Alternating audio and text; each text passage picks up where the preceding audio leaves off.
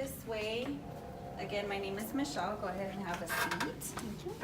And then I'll let the nurse know that you're here waiting, okay? If you need anything, let me know. Thank you. Thank you.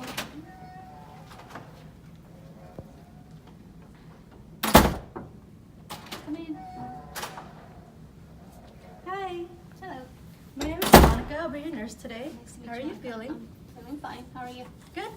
So, can you tell me about why you're here today? So my doctor told me that I have gestational diabetes. Okay, and can you tell me more about that?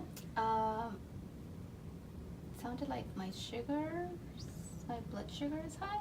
Okay, so your placenta, it's interfering with the way that the insulin normally works in your body.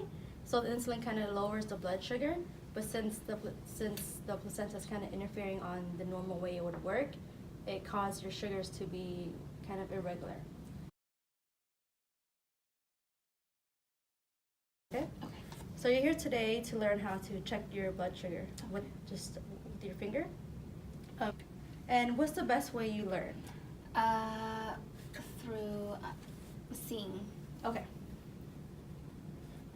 Perfect. So I have the materials here today, and are you ready to to learn how to do it? Okay, perfect. So this is the kit. And what comes in the kit, and we're gonna give you one to go home with so you can do it before you eat and at the certain times, like in the evening, in the mornings, and before meals, okay? Okay. So these are the strips that you put in the little meter. This is the machine.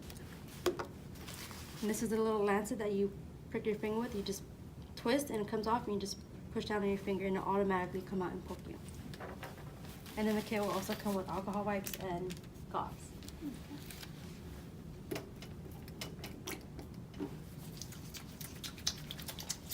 So you always want to clean your hands beforehand, alcohol wipes with hand sanitizer to make sure that there's no risk of infection and contamination, since you are going to be breaking your skin. Okay.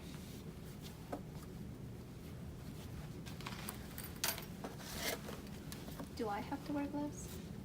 It's not necessary for you to wear gloves since it's your own blood, Okay. but just as a precaution.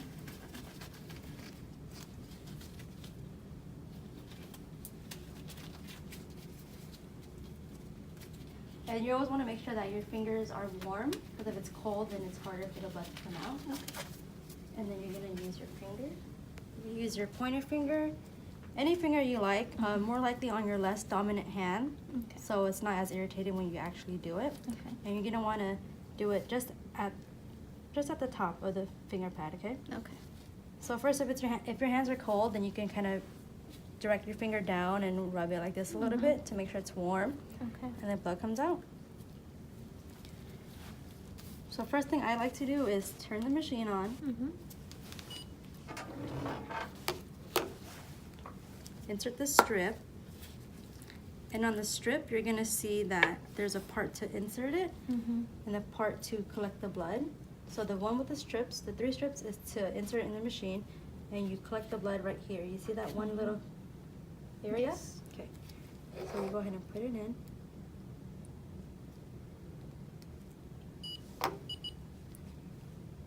And then you'll see that it accepted it. Mm-hmm. And now it's just waiting for your blood. Okay. So the next we would get the gauze ready.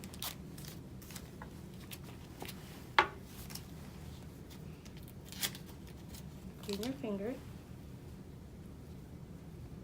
For like 10 to 15 seconds, just clean it. Mm-hmm. And I would clean around too, just to make sure the whole area is clean. Mm-hmm. And let it dry completely. Let it air dry completely, because if you don't want to fan it, because there could be like bacteria or something in the air, and just let it dry naturally so that it doesn't interfere with the numbers also. Now that it's dry, we're going to go ahead and take this off, Mm-hmm. and then pierce your finger. You can feel a little poke. Okay. And then with this, you're going to want to use the gauze and wipe off the first sample. Mm-hmm. And if not a lot of blood is coming out, you can squeeze kind of up. Mm-hmm. And then when you get the blood, you're going to go at a straight angle. You're not going to go above or down or below you, because the machine will reject it if it doesn't have enough blood. Okay. So you're just going to go straight in and leave it there for a little bit, and you'll see the blood, it's getting sucked in. Mm-hmm. And then go ahead and remove it and set it down. And then you can use gauze and just kind of hold it there and make sure it stops bleeding. Okay. Okay? Do you have any questions? No, I think I'm okay.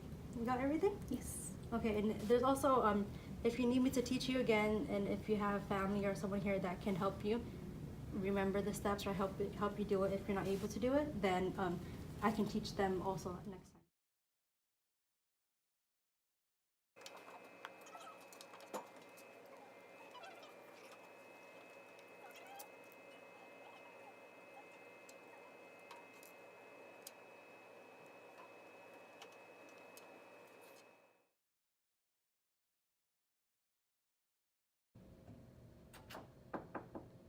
Come in. Hello. Hi. I am Michelle. I'm one of the nurses here. Nice I'm to meet taking you, Michelle. over Monica. She just went home. So this is a change of shift. Let me go ahead and put my stuff down here. So it looks like she taught you a little bit about how to check your blood sugar, correct? Yes. Okay, and how do you feel about that right now? I feel Are you fine. familiarized with Yes. the steps? Okay, so my role today is to teach you how to administer insulin. Oh, Okay, okay. so being able to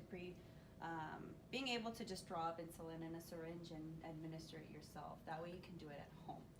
Okay, so first of all, can I get your first and last name Juliana Martinez, and your date of birth, please? 12/20/79. Okay. Alrighty. Are you ready to get started? Yes. Okay, awesome. So let's get started. So I have here how an insulin would look like, a vial. Mm-hmm. And then this will be the syringe that we will be using. Okay. And then we also do need gauze, and then we'll need an alcohol prep wipe. Okay. So let me go ahead and normally we would administer either in the back of the arm or in the thigh area. I would think it'd be better, more easier for you to do it in the thigh. Okay. Yes. So let's go ahead. I'll start by just getting some privacy in here. So like I had mentioned before, this is the vial. We're gonna go ahead and wipe it down with an alcohol prep, only to just disinfect this area because you will be inserting the syringe and drawing up the insulin, okay? So we want that area to be clean. So I'll just go ahead and do it quickly here. 10 to 15 seconds, just wipe it down really well. Okay. And then with the syringe, we're just gonna poke it through. And then we'll flip it upside down to be able to draw up the insulin. And so just depending on your blood sugar level on that reading that you had taken, it'll depend on how many units you'll be giving yourself, okay?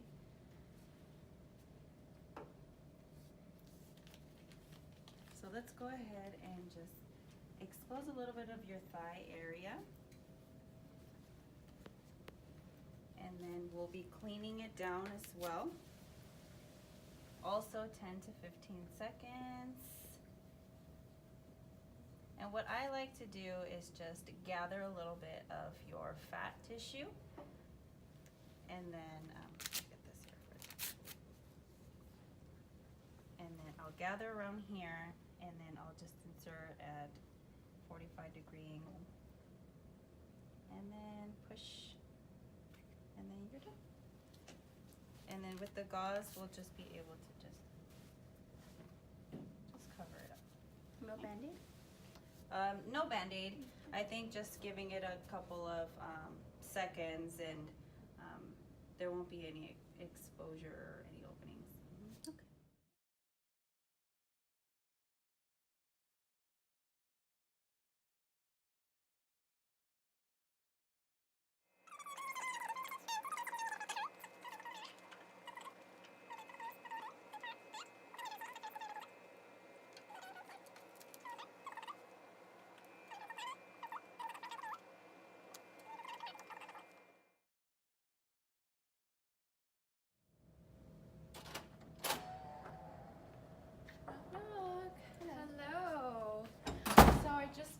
Nurse Michelle, and she went on break, so I'll take over with the last teaching need for today.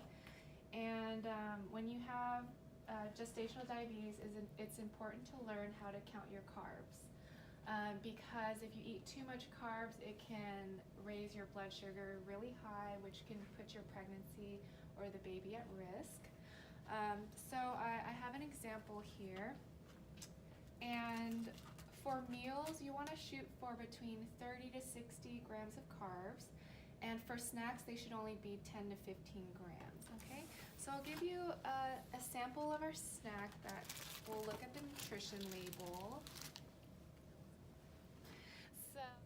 All right, so when you count carbs, you want to count the total carbs here, which is 24 grams, plus sugars, because sugars is a carb too. And 24 plus 12 is 36. So this snack here would have 36 grams of carbs in it. Do you understand, or am I going too fast? No, I understand. Okay, you understand? Okay. Okay. Yes. So based on the snack of 36 carbs, do you think that it's a good idea to eat this? No, because you said a snack should be 10 to 15 grams. Right. Good job.